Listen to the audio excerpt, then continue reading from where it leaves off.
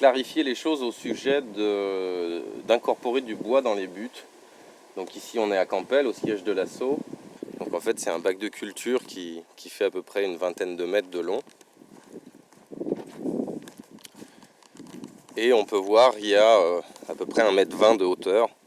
Donc là il y a du bois, j'ai incorporé du bois à peu près de cette hauteur-là, du niveau du sol jusqu'à peu près ici, et tout le reste c'est de la terre et des matières organiques. Donc en gros j'ai enterré du bois à plus de 60 cm du sol, comme on fait dans certaines buttes. Donc là on est en automne, hein, on est en décembre, donc il n'y a plus grand chose à part des choux vivaces et quelques restes de plantes, des cyclanthères. Là on voit un sorbopyrus, un croisement entre le sorbier et le poirier. Et donc je voudrais vous parler un petit peu du fait de mettre du bois dans les buts, et je voudrais réagir par rapport à ce que dit Claude Bourguignon. Donc Claude Bourguignon, dans un article de Christophe Gatineau, enfin sur le site de Christophe Gatineau, et dans plusieurs articles que j'ai lus, dans plusieurs revues, Claude Bourguignon a parlé du fait de mettre du bois dans les buts, d'incorporer donc des matières ligneuses en profondeur dans le sol. Et il affirme que c'est une bêtise, qu'il ne faut surtout pas faire ça, dans aucun cas de figure, que pour la France ça n'a aucun intérêt, que même en Afrique ça a un intérêt partiel. Et donc je voudrais réagir par rapport à ça, parce qu'il semblerait que Claude oublie des facteurs de relativité générale.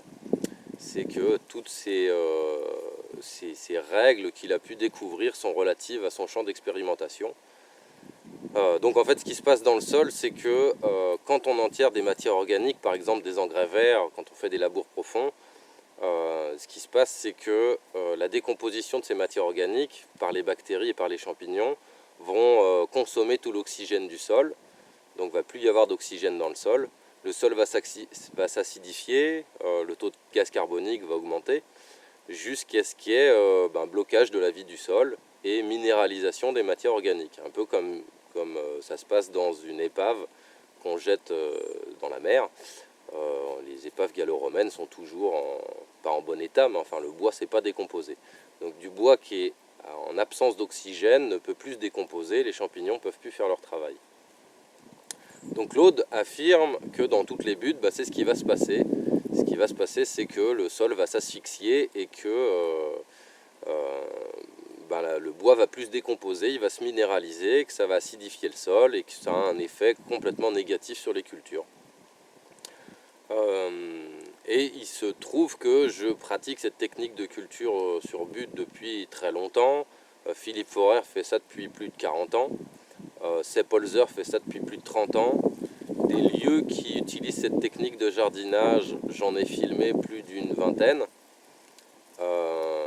Et donc il semblerait qu'il y ait au moins 500 exceptions à la règle que crée Claude Bourguignon. Il y a au moins 500 exceptions sur tout le territoire français où des gens enterrent du bois en profondeur et n'ont pas les résultats qu'affirme Claude Bourguignon. Et donc je vais expliquer pourquoi. Pourquoi Claude a complètement raison dans ses champs, mais dans nos buts il a tort. Enfin en tout cas il a tort dans certains cas de figure. Donc ce qui se passe, c'est que, enfin en tout cas de ce que j'ai pu observer, c'est que les racines des arbres s'enfoncent souvent très en profondeur, des fois à plusieurs mètres de profondeur, et j'ai déjà creusé, dessouché des arbres, et je me suis aperçu que les racines étaient pourries même à 1,50 m de profondeur. Que donc il semblerait que le bois peut se décomposer malgré tout en profondeur, sinon ça voudrait dire que toutes les racines des arbres un peu profondes se minéraliseraient, et donc à terme on aurait du bois fossile partout en dessous toutes les forêts, quoi. Chose que donc j'ai pas observé. On peut observer ça dans certains cas, dans les ripisylves, mais en tout cas on n'observe pas ça partout.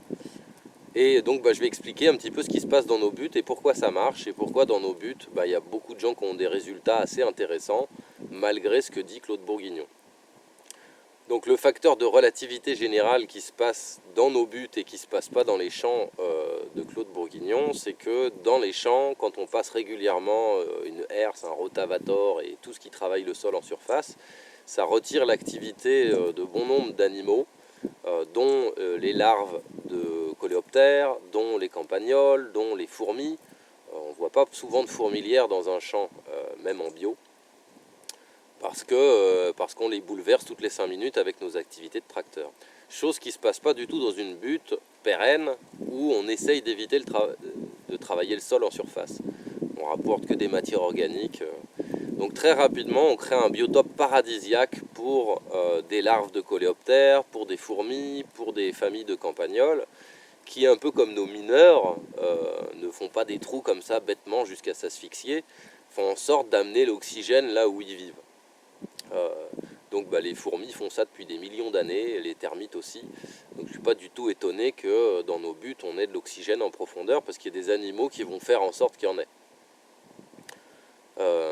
Et donc c'est ce qui fait que on peut très facilement enterrer des matières organiques en profondeur. Du moment qu'il va y avoir de la vie dans ces buttes, dans ce sol, du coup l'oxygène sera là, les champignons vont faire leur travail, et les racines des plantes souvent vont rentrer en symbiose avec ces champignons.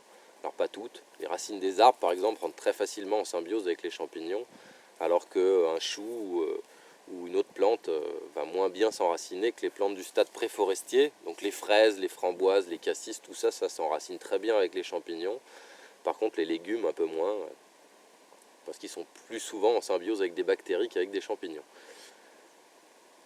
Donc en gros, il n'y a pas de problème à enterrer du bois dans les buttes. La seule chose que vous avez à prendre en considération, c'est le fait que votre sol risque de s'asphyxier, surtout si vous êtes en zone humide, surtout si votre sol est lourd et très argileux. Ce que je vous conseille, c'est vraiment de mettre les matières organiques et votre bois en surface, bien en surface du sol, et de creuser des tranchées, des allées pour faire en sorte que l'humidité de l'hiver soit drainée et aille vers des bassins, et que la terre de ces allées, vous la mettez par-dessus le bois.